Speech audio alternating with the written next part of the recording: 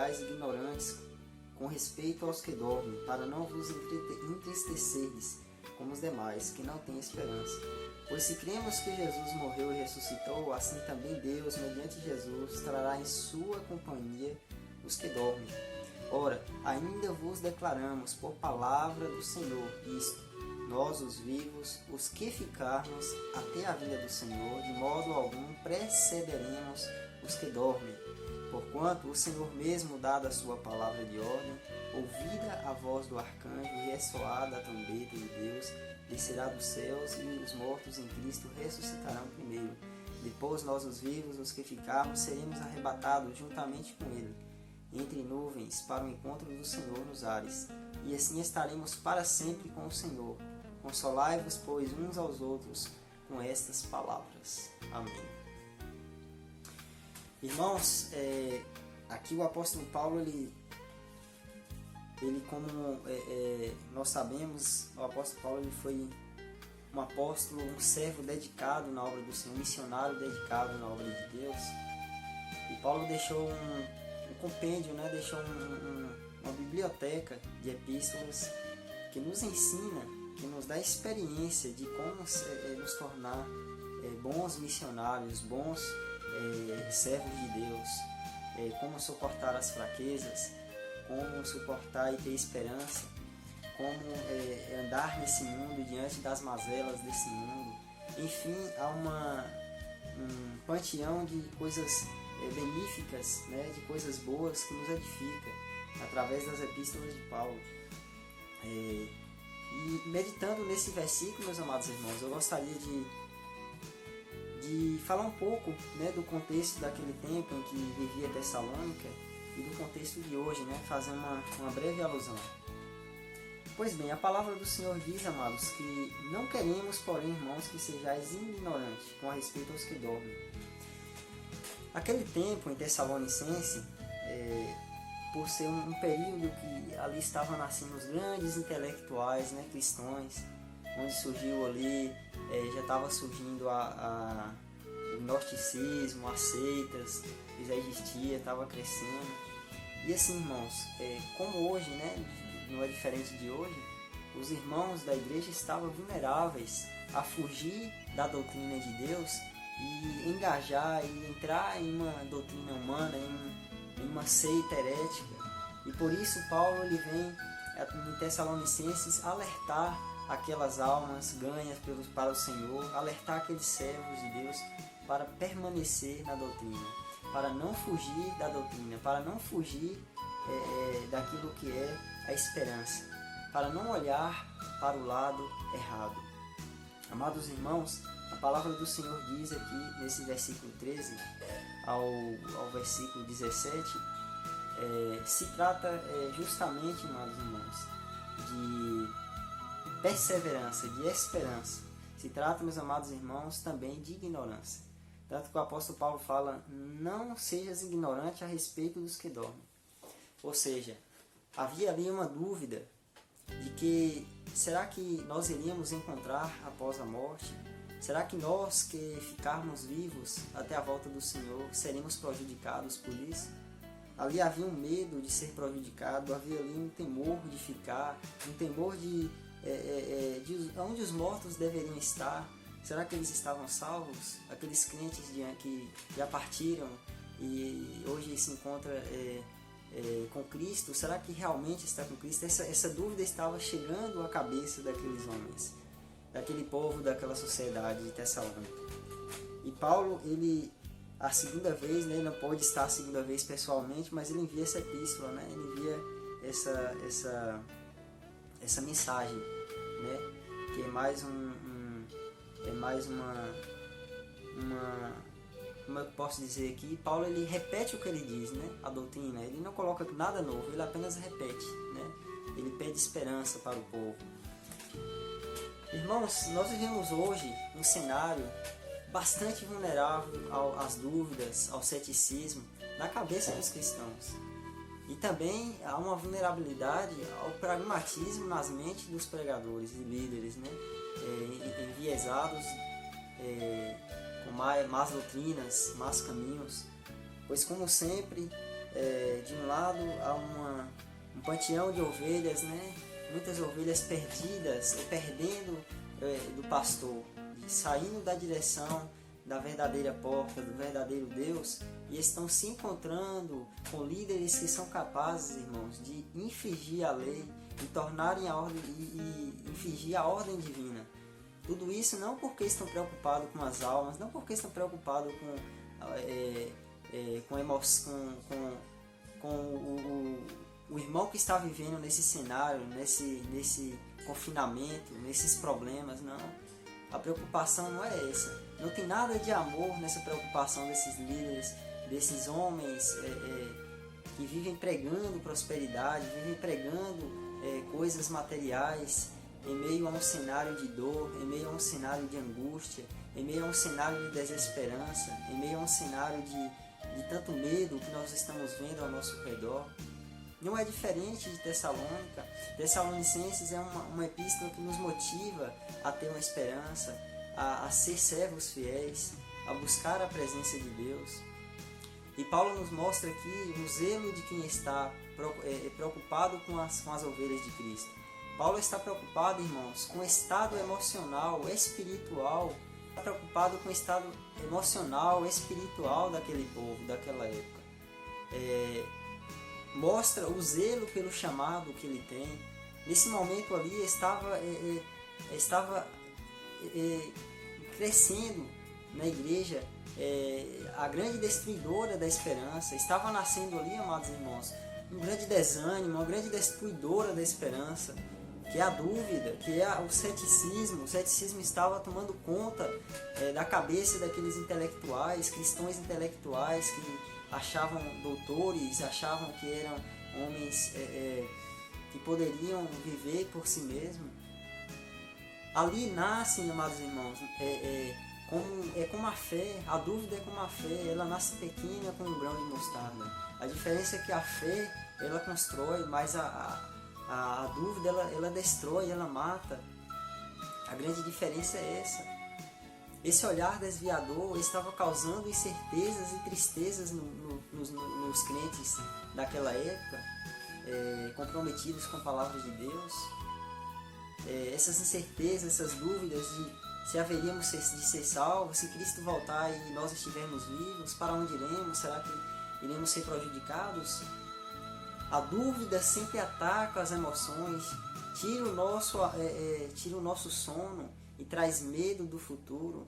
Muitas vezes nós somos ignorantes ao duvidar daquilo que pertence a nós por herança, daquilo que Deus já preparou e está preparando para nós. Paulo trata o crente que duvida, que é incrédulo, de incrédulo. Não sejais ignorante, não sejais como um burro de carga, não sejais como um animal irracional. Jesus prometeu, e uma das suas promessas se encontra, amados irmãos, em João 14, versículo 1 em diante, se encontra a promessa do Senhor, que é a palavra de Deus diz assim. Quero abrir com os irmãos, para os irmãos meditarem comigo nessa palavra, nessa promessa de Deus que há para nós em João 14, uma das promessas de Deus que se encontra em João 14.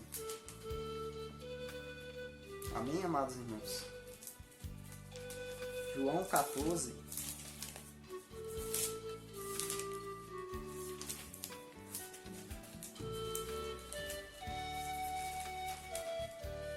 A palavra do Senhor diz assim: não se turbe o vosso coração, credes em Deus, crede também em mim. Na casa de meu pai há muitas moradas. Se não fosse assim, eu não vos teria dito, pois vou preparar-vos lugar. E quando eu for e vos preparar lugar, voltarei e receberei para mim mesmo, para que onde estejais, vós também estejam. Amados irmãos, essa é uma promessa de que o Senhor tem preparado lugar para nós, de que o Senhor tem preparado tudo de bom para nós, de que tudo aquilo que necessitamos em meio às crises, em meio aos ataques, em meio ao vírus, em meio ao problema financeiro, espiritual, nada disso poderá te tirar da herança que te pertence, daquilo que o sangue do Senhor comprou para você. E a dúvida dela quer exatamente te tirar da parte desta herança, te deixar sem herança, te deixar sem herança divina. Mas o que o Senhor fez é eterno e nada poderá atingir o que o Senhor tem para você. A palavra diz que Deus tem preparado o lugar e até na morte Ele cuida. Ele cuida até dos mortos. Pois o rico e Lázaro é um exemplo disso, quando o pobre estava lá com Abraão, um exemplo, né? Deus cuidando dele, ou seja, até na morte Deus cuida dos seus, Deus tem preparado o lugar, Deus tem preparado e vai voltar justamente para buscar os que estiverem vivos. Mas essa dúvida estava rodeando aquela província de Tessalonicenses, porque ali estava crescendo o gnosticismo, as seitas heréticas, as mentes intelectuais, ali foi nascendo muitos intelectuais, filósofos, e ali surgiu aquilo que é a dúvida em meio aos cristãos. Tanto que em Tessalonicenses é uma carta de que Paulo está mais grato, ele mostra mais gratidão com os irmãos de Tessalonicenses, que a igreja de Tessalonicenses crescia através da doutrina de Deus, cresceu, dava exemplo a outras denominações, a igreja de Tessalônica, que também é um exemplo para nós. Ouvia a palavra e rapidamente crescia em números, em almas, em espírito, em verdade. Paulo agradece por ouvir essa palavra e levar em consideração. Se você ler do início ao fim Tessalonicenses, você vai ver que é uma carta de experiência para a igreja de hoje, de ensino fundamental para a igreja de hoje, é um pedagogo para as nossas vidas. A palavra do Senhor diz lá em Tessalonicenses, que Paulo diz lá que a igreja estava crescendo. Mas como sempre, quando a igreja está crescendo, quando nós estamos crescendo no Senhor, aparecem dúvidas, aparecem seitas, aparecem coisas de outra viés, tentando nos afastar da presença de Deus, mentes enviesadas, mentes indirecionadas, tentando nos tirar da herança que pertence a nós. O apóstolo defendia a fidelidade das suas pregações. O apóstolo não estava falando nada dele ali, o apóstolo não estava apresentando nada dele ali, não. O que é que isso quer nos dizer? Que o cenário em que vivemos é vulnerável para que muitos cheguem te apresentando a cura para o problema, te apresentando a direção para a sua salvação, vendo a indulgência para a sua alma, te apresentando coisas que só Deus pode fazer e já fez por você. Vamos ver em Tessalônica, aqui Paulo diz no versículo 15: Ora, ainda vos declaramos por palavra do Senhor, isto nós, os vivos, os que ficarmos até a vinda do Senhor, de modo algum precederemos os que dormem. Glória a Deus, amados. Amados irmãos, a igreja estava preocupada, estava de levar prejuízo, mas o apóstolo Paulo disse que não era dele, é do Senhor essa doutrina. Ou seja, as promessas não é do homem, é de Deus. Só Deus já fez a promessa de que voltará para te salvar, para te levar, de que salvará o morto crente nele. É promessa do Senhor. Então não houve falsos testemunhas, falsos líderes religiosos que tentem pôr ordem na sua vida, na sua salvação, porque Jesus já te ordenou a salvação, escreveu o teu nome no livro da Bíblia. E Paulo está fazendo um alerta à igreja de Tessalônica. Porquanto o Senhor mesmo, dada a sua palavra de ordem, ouvida a voz do arcanjo e ressoada a trombeta de Deus, descerá dos céus. Paulo não está falando que não está dando uma doutrina dele aqui, não está sendo pragmático. Não há pragmatismo aqui, mas sim a palavra do Senhor. Amados irmãos, mas nós estamos com tanto medo de perder, de ser prejudicados, amados irmãos. É necessário que nós venhamos crer no Evangelho e que enquanto estivermos aqui, amados irmãos, vamos ter de aprender a tomar prejuízo, a ser maltratado, a ser apanhado, e também devemos aprender a produzir esperança. É isso que Paulo, aqui é a palavra-chave que Paulo quer trazer, esperança. Não sejais ignorante, não deixais a dúvida te dominar, mas produza esperança. A palavra-chave é esperança. Amados irmãos, pois veio fazer você, pois Cristo não veio fazer de você um dono de fazenda, não veio fazer de você, constituir você uma semente que viverá para sempre aqui na terra, não. Deus veio te constituir embaixador da palavra do Evangelho de Deus. A ordem é clara e bem categórica: ide por todo o mundo. Está no coletivo, está no plural: ide por todo o mundo, abrange todas as nossas perspectivas imagética de uma missão pequena e tão frágil. A palavra do Senhor, o mandamento do Senhor, a ordem do Senhor para as nossas vidas é de produzir esperança, não de viver em dúvida, é de ganhar almas, não de viver sem frutificar. A ordem do Senhor é de evangelizar o planeta, não só o nosso bairro, não só a nossa casa, não só os nossos irmãos. É de evangelizar onde o Senhor ainda não foi edificado, como Paulo disse. Há lugares que o Senhor não foi edificado e ali é que Deus quer que você vá. E você pode fazer isso em quarentena, através do seu WhatsApp, do seu Facebook, através das suas redes sociais. O grande problema de hoje tem sido o arcadismo, a visão do crente hoje. Nós muitas vezes temos voltado àquilo que é o arcadismo. Queremos voltar ao tempo passado e viver uma vida em paz, longe das dificuldades, longe dos problemas. Um exemplo, viver no campo da felicidade. Mas a palavra do Senhor, meus amados, o chamado do Senhor é bem maior do que as nossas perspectivas, percepção imagética, percepção frágeis de apenas evangelizar o nosso bairro, de apenas ir até ali na esquina, de apenas entregar um panfleto, ou mesmo de apenas dizer que somos cristãos. Devemos produzir esperança. Essa palavra esperança dói, machuca, porque esperança envolve confiança.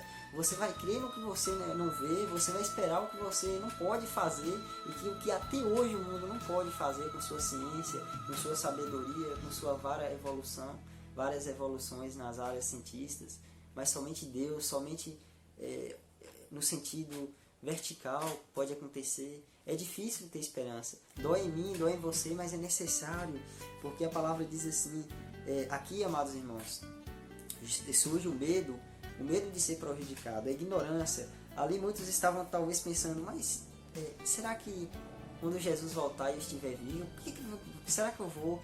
Ali estava gerando uma certa dúvida, uma certa bola de neve. Estava tentando afastar da doutrina de que Jesus voltará para nos buscar até o arrebatamento, de que salvará os que dormem, que esperam em Cristo, né? Então, amados irmãos, aqui gera uma certa ignorância, uma certa vulnerabilidade para as seitas entrarem dentro da igreja. Por isso Paulo bate em cima e Paulo mostra a ordem de que primeiro, quando o Senhor retornar, os mortos em Cristo ressuscitarão primeiro. Ou seja, os cristãos que estão mortos ressuscitarão primeiro, mas não quer dizer que você vai ser deixado para trás, que você que crê no Senhor, que Deus te deu, Deus te elegeu, te salvou, você não vai ficar sem o seu galardão, sem o seu prêmio. Não, aqui é uma ordem, o Senhor vai chamar aqueles que estão mortos, depois nós os vivos, os que tiverem, que cremos, seremos arrebatados juntamente com eles entre as nuvens, para o encontro do Senhor nos ares, e assim estaremos para sempre com o Senhor. Glória a Deus. A palavra do Senhor é eternidade. Quem produz a esperança nessa vida ganha a vida eterna, mas se a dúvida e o pragmatismo entrar em nosso coração, pode ser que nós perderemos nosso direito à vida, nosso direito a esse encontro, tanto com os nossos que já foram, que nós cremos, que serviu ao Senhor, que entregou as suas vidas ao Senhor, e também perderemos o encontro com o Senhor, a eternidade. Aqui fala que nós não iremos voltar mais, nós iremos ficar por lá, mas enquanto nós estivermos aqui, sempre vai aparecer dúvida, medo, sempre vai aparecer constrangimento, e em meio a nós cristãos, sempre vai aparecer dúvidas, ceticismo em nosso meio, por conta daquilo que é os problemas da vida que nos cerca, por conta daquilo que é o cenário que nos envolve. A palavra do Senhor disse que Paulo, enquanto estava na prisão, o Evangelho estava produzindo frutos na vida dele. Ou seja, ele falou que o ministério dele era reconhecido em toda a guarda pretoriana e servia para o crescimento do Evangelho. Cristãos fracos estavam aprendendo com a prisão de Paulo. Ou seja, momentos difíceis como esse gera oportunidades de santidade, de salvação, de evangelização, de esperança, e não de medo, de angústia, de mágoa, de rancor, nada disso. E aqui Paulo, no versículo 18, Paulo deixa aquilo que é um mandamento para nós: consolai-vos, pois, uns aos outros com estas palavras. Que palavras de Paulo? Não, de Deus. Com as palavras que Deus voltará, que Deus está conosco. Esta é a palavra de esperança que o mundo precisa hoje ouvir, que nós necessitamos ouvir agora. E se você olhar para o lado, o seu irmão necessita ouvir essa palavra.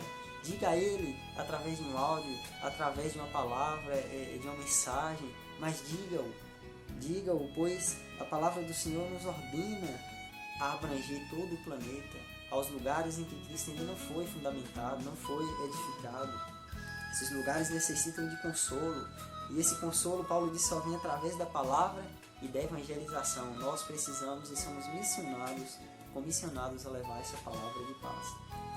Não é necessário que você venha ficar preocupado ou com medo de não ter aquilo que é o milagre para entregar aquele que necessita de uma cura. Não precisa você talvez abaixar a cabeça e achar que não pode evangelizar um irmão, pois não sabe orar, não sabe interpretar a palavra. Não, o que Deus quer é que você apresente esperança ao seu irmão. Uma simples palavra de dizer: Jesus voltará, Jesus te ama, Jesus está conosco. Jesus é o único caminho, a verdade e a vida, é esperança. Quando o irmão está enlutado, quando o irmão está angustiado, cabisbaixo, um abraço. O Evangelho é toque, o Evangelho é abraço, é beijo, o Evangelho é caridade, é piedade. Quando você dá um simples gesto de esperança, você está tendo esperança para aquilo que Deus te disse e está trazendo esperança para a vida dos próximos. Amém, amados irmãos? A missão nossa aqui na Terra, a missão nossa excede as paredes de medo, né? Excede as paredes de medo, de dúvida, de covardia, que muitas vezes há em nós, né? Em nossos corações, surge em nós, né? Foi a missão envolve repassar a esperança. Essa missão nossa, que Paulo diz aqui, que Paulo está fazendo aqui, é uma missão difícil, pois envolve repassar confiança. E para repassar esperança e confiança, você tem que crer que você vai ter um encontro com Cristo, que Ele já te salvou. Você tem que crer e ter essa esperança para passar para os próximos. Segurança através do Evangelho, que cremos ressuscitar e nos salvar. Andamos tão preocupados, amados irmãos, com nós mesmos, com as coisas nossas, com medo de perder o que é nosso, e nunca paramos para pensar no próximo. Em vez de prejudicar o próximo, esquecemos que possamos também estar prejudicando a nós e o próximo, quando procedemos desse jeito. Nós não entendemos ainda que nós ganhamos perdendo, que a chave da nossa vitória está no ser maltratado, perseguido e odiado porque amamos a Cristo, a palavra do Senhor. Amém, amados irmãos? E não há vida sem Ele. Quando deixamos o ceticismo entrar, interferir na nossa vida com Cristo, esquecemos daquilo que é a eficácia da morte e ressurreição de Cristo. Começamos a temer o que mata a carne. Começamos a temer o que leva a carne, mas não pode matar a alma, porque a nossa alma é viva. A palavra diz, o que mata a carne, mas não tem o que mata os dois.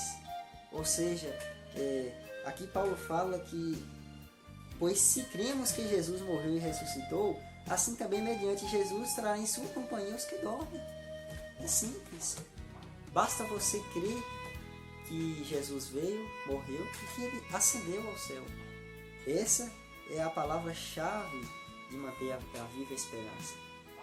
A expiação do Senhor Jesus, ela foi necessária, ela foi eficaz, eficiente para tirar todos os nossos problemas, para dominar todo o mal, para nos salvar das seitas, dos perigos deste mundo e da condenação da nossa alma, principalmente. Então essa é a palavra dessa noite que o Senhor colocou no meu coração. Agradeço os irmãos, né, por estarmos juntos mais uma noite. Peço os irmãos para ler. É interessante ler Tessalonicenses todo. né? Se você ler todo, você vai ver muitas coisas interessantes a respeito da igreja, um exemplo de fé para nós. Quero agradecer ao pastor, os irmãos, dizer que estou com saudade dos irmãos, né? Estamos com saudade do ministério, de todos, né? Mas queremos que logo estaremos juntos. Deus abençoe, que essa palavra venha entrar em sua vida, em seu coração. Você que está aí nos ouvindo, aí, está visitando o nosso canal, dê um like, se inscreva, ajuda a nossa evangelização. Que Deus venha abençoar a sua vida através dessa palavra.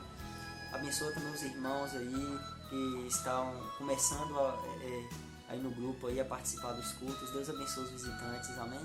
Que Deus abençoe em nome do Senhor Jesus. Quero fazer uma breve oração para a gente terminar.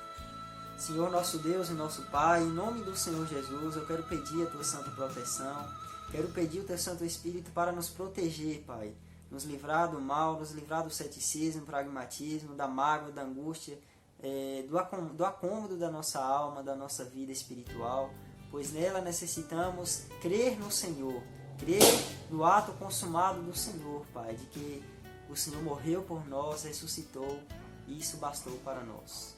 Deus, abençoa as nossas vidas, nos guarda e nos dá um fim de semana abençoado. Amém.